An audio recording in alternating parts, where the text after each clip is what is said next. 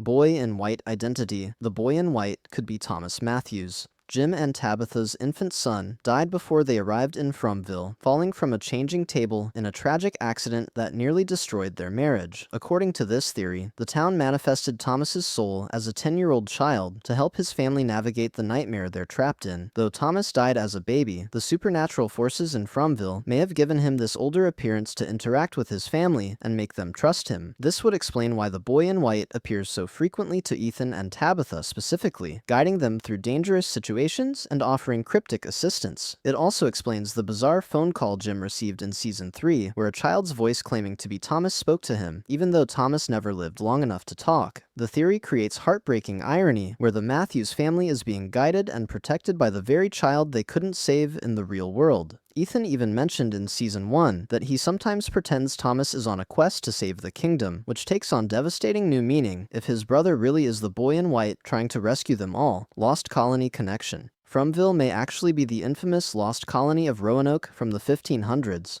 The historical Roanoke colony vanished without a trace, leaving behind only a tree carved with the word Croatoan as their final clue. This theory argues that every person who enters Fromville sees a fallen tree blocking the road and a swarm of crows, which directly references that carved tree and the meaning of Croatoan itself. The timeline matches perfectly, as the Roanoke colonists disappeared in the late 1500s, and Jade's visions of American Civil War soldiers, ancient structures, and settlements in the woods all suggest the town existed centuries before the 21st century. The statues and huts discovered in Season 3 appear to be from an era matching the original colony's time period. If Fromville is Roanoke, it means the town has been trapping people for over 400 years, cycling through generations of victims who arrive, suffer, and either die or become part of the nightmare. The red stones, the ancient symbols, and the ritualistic nature of the child sacrifices all point to something that began long before modern times, possibly with the original colonists who made a terrible bargain they couldn't escape. Randall becomes yellow. Randall could become the man in yellow through time travel and predestination. This theory points to striking physical resemblances between Randall and the man in yellow, including their haircuts, builds, and facial scars. Throughout Season 3, Randall has been saved from death multiple times in situations where he seemingly should have died, suggesting the town is protecting him for a future purpose. After being possessed by the music box monster in Season 2, Randall began experiencing hallucinations involving cicadas, which often symbolize rebirth, transformation, and immortality in mythology. The theory suggests that Randall's torture and trauma are slowly converting him into the man in yellow over time, or that through the dungeon's time distortion, he travels back and becomes the villain who has always existed in Fromville. Since the show established that time travel follows the whatever happened, happened rule, Randall was always destined to become the man in yellow, making every moment of his suffering an inevitable step toward his dark transformation. The scar on his face from the monster attack mirrors the scar visible on the man in yellow, and his increasing detachment from the other residents shows a personality shift that could lead to him embracing a villainous role. Eloise still alive. Victor's sister Eloise may have survived the massacre, despite his belief that she died. Victor has mentioned multiple times that Eloise was exceptionally good at playing hide-and-seek, which seems like too specific a detail to be meaningless. When Victor shows his father Henry where he buried his sister, he admits he's not entirely sure the remains were actually hers, because there were so few identifiable pieces left after the monster's massacre.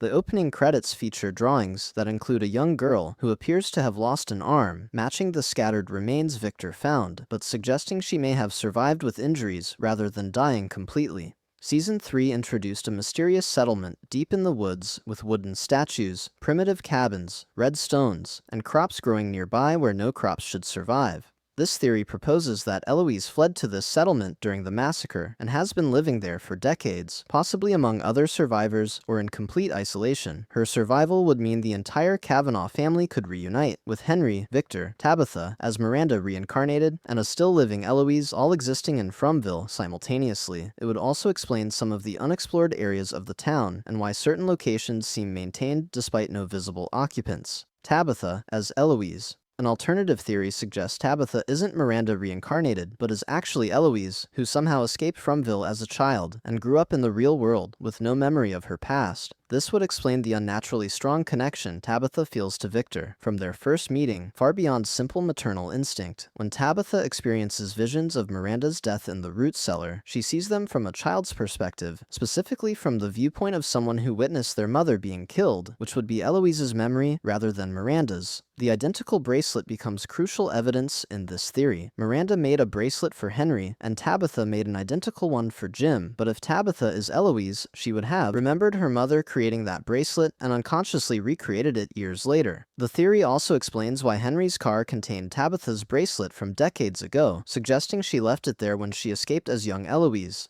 Victor mentioned that Eloise ran after their mother that night, and perhaps she made it through the faraway tree or lighthouse, emerging in the outside world where she grew up as Tabitha, with no memories of her traumatic childhood. Her return to Fromville isn't random, but represents the town pulling her back to complete unfinished business from when she was Eloise. By the way, if you're finding these theories as mind-bending as I am, I make videos breaking down from mysteries all the time. Subscribing would really help me keep this content coming. Kimono Woman drowning. The Kimono Woman ghost likely died by drowning in the Brundles, the lake near Colony House, where her spirit is most active. Every time Elgin sees her, she appears soaking wet with bloated, grayed skin, characteristic of drowning victims, and water constantly drips from her body and clothing. In Season 2, she held Elgin underwater in a bathtub in a terrifying vision, which this theory interprets as her showing him exactly how she died, reliving her final moments. Her ghost manifests almost exclusively at Colony House, which sits closest to the Brundles, suggesting her spirit remains tethered to the location of her death. Fatima was drawn to the Brundles in Season 1, and Elgin had visions of the lake in Season 2 before even arriving in town, hinting at its significance to the overall mystery. The theory extends further, proposing that the Kimono Woman's corpse still rests at the bottom of the lake, and clutched in her skeletal hands might be a talisman far more powerful than the ones the residents currently use. Ethan's beloved book, Flight of the Chromonocle, references the Lake of Tears, where a powerful stone that can defeat evil lies submerged, which could be more than coincidence. If someone were to dive into the Brundles and retrieve this superior talisman from her remains, it might do more than just keep monsters from opening doors at night. Boy and Jasper. The boy in white and Jasper the ventriloquist dummy could be the same entity manifesting in different forms to manipulate residents toward different purposes. This theory solves the question of how a wooden dummy gains sentience and appears to move on its own without anyone controlling it. Both entities possess knowledge they shouldn't have, both appear to specific people with apparent agendas, and both have been present in Fromville for decades, spanning multiple generations of trapped residents. The boy in white presents himself as helpful, offering guidance and occasionally saving people from immediate danger, while Jasper spreads madness and obsession, as seen with his effect on Christopher that led to the massacre. But what if these are simply two sides of the same manipulative force? The entity could appear as the innocent boy in white to earn trust and influence people like Tabitha and Victor, while simultaneously appearing as the sinister Jasper to drive others like Christopher toward destructive actions. This would explain how both seem to understand the deepest secrets of the town, and why their advice, even from the boy in white, often leads to tragedy despite seeming helpful in the moment. The dual nature represents the town itself, offering both hope and horror, keeping residents trapped between believing they can escape and descending into madness. Martin's time travel. Martin likely time traveled extensively throughout different periods while chained in the dungeon, making him potentially the most knowledgeable person about Fromville's complete history. When Julie encounters him in Season 3, he immediately knows her name despite having never met her, saying Julie with recognition. The dungeon clearly causes temporal displacement. As Julie experiences multiple time periods during a single visit, Martin must have encountered dozens of residents across different eras during his years of imprisonment, meeting them in his present but in their various pasts and futures. This explains how he knew intimate details about Boyd's wife Abby in Season 2, asking if Boyd thought Abby was right about everything being a dream. Martin never met Abby during her time in the town, but through time travel in the dungeon, he could have encountered her at any point in Fromville's history, learning about her theories and her relationship with Boyd. The worms under his skin and the music box monster kept him alive for what may have been decades or even centuries of torture, during which the temporal effects of the dungeon allowed him to witness events from across the entire timeline. If Julie returns to the dungeon and travels further back, she could meet Martin earlier in his imprisonment when he still possessed his full knowledge, potentially learning everything about how to save the children, defeat the monsters, or escape the town entirely. Julie wrote Chromonocle. Julie may use her storywalking powers to write Flight of the Chromonocle, the beloved children's book that Ethan reads constantly, and then time travel to publish it before her family even arrived in Fromville. The book contains suspiciously specific references to locations and concepts that appear in the town, most notably the Lake of Tears, where a powerful stone capable of defeating evil lies hidden. Before the Matthews family became trapped, they were already familiar with this book, with Ethan treating it as his favorite story. Since Julie can visit past events but cannot change them according to her brother's explanation of story walking, writing the book was always meant to happen, creating a bootstrap paradox where the book exists because Julie will write it after reading it. The theory suggests she might use her time travel to escape Fromville, temporarily write the novel under the pseudonym Kay Dillon, and publish it as a way to leave clues for her younger self and family without directly changing the past. Every reference in the book could be Julie's attempt to encode information about the town's mysteries in a way that young Ethan would understand and remember. The fact that Ethan intuitively grasps concepts like story walking and immediately has the correct terminology suggests he absorbed more from that book than simple fantasy, as if it was always meant to prepare him for what the family would face. Lighthouse Keeper Role. The man in yellow might be the keeper of the lighthouse who ensures residents remain trapped in Fromville and prevents them from discovering the true path to freedom. His vintage yellow suit, now dirty and aged, resembles the traditional clothing that lighthouse keepers wore in centuries past when such positions were established. The timing of his physical appearance is crucial to this theory. He remained hidden, operating through the radio and other indirect means, until Tabitha successfully escaped through the lighthouse portal in Season 2. The moment Jade played the lullaby by the bottle tree and began unlocking the mysteries with Tabitha, the man in yellow intervened directly for the first time, killing Jim as punishment and warning. The lighthouse seems to be the key to leaving Fromville, as Tabitha discovered when the boy in white pushed her through it, but the man in yellow may use that same lighthouse to maintain the prison and pull people back, as happened when Tabitha was dragged back to town. His role as Keeper of Secrets aligns with the lighthouse keeper's traditional duty of guiding ships, except he guides souls into Fromville rather than away from danger. The phrase, "knowledge comes with a cost," that he tells Jim suggests his purpose is preventing residents from learning too much about how the lighthouse functions or how to truly use it for permanent escape.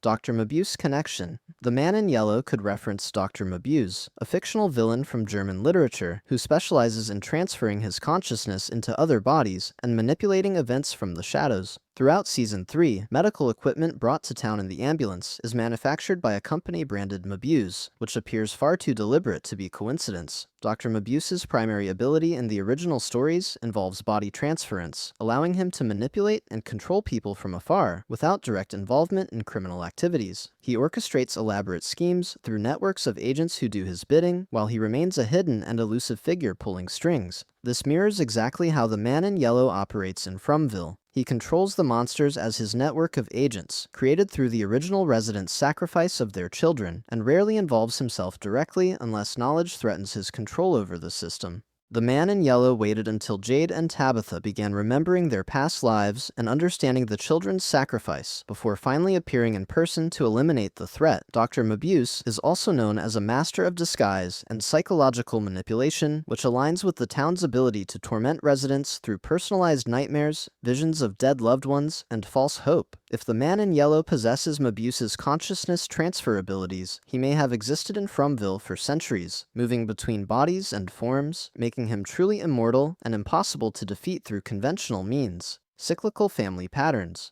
The town deliberately creates cyclical families with slight variations each time, recycling personality types and dynamics across generations in a cruel experiment. The Matthews and Kavanaugh families share unnaturally similar structures. Both have a daughter and a son in the same age arrangement. Both fathers, Jim and Henry, struggled with alcohol issues stemming from complicated family dynamics in their childhoods. Both mothers, Tabitha and Miranda, became obsessed with saving the Ankui children and received visions compelling them toward the lighthouse. Even beyond these two families, the pattern continues throughout the town's population. Ellis lost his mother Abby in Fromville, and Fatima, his partner and the mother of his unborn child, faces her own tragic path, mirroring how the town repeats loss through different roles each cycle. Elgin presents as a loner who arrived alone, hinting at potential future dynamics if the pattern repeats, with Fatima's fate affecting Ellis. Acosta and Donna share striking similarities in personality, with Acosta appearing like a younger version of Donna, which is why Donna trusted her concerns more readily than she dismissed them. Ethan and Victor share an uncanny connection and understanding of the town that goes beyond Victor simply seeing his younger self in Ethan. The theory suggests the town runs through these family configurations repeatedly, making small adjustments each cycle, testing whether changing specific variables will produce different outcomes. If Tabitha is the next iteration of Miranda, perhaps the town is experimenting to see if providing her with Jim instead of Henry, or giving her Julie and Ethan instead of Victor and Eloise, will finally produce the result it seeks from its endless experiment. If you found this valuable, consider subscribing so you catch every new video I upload. Thanks for watching.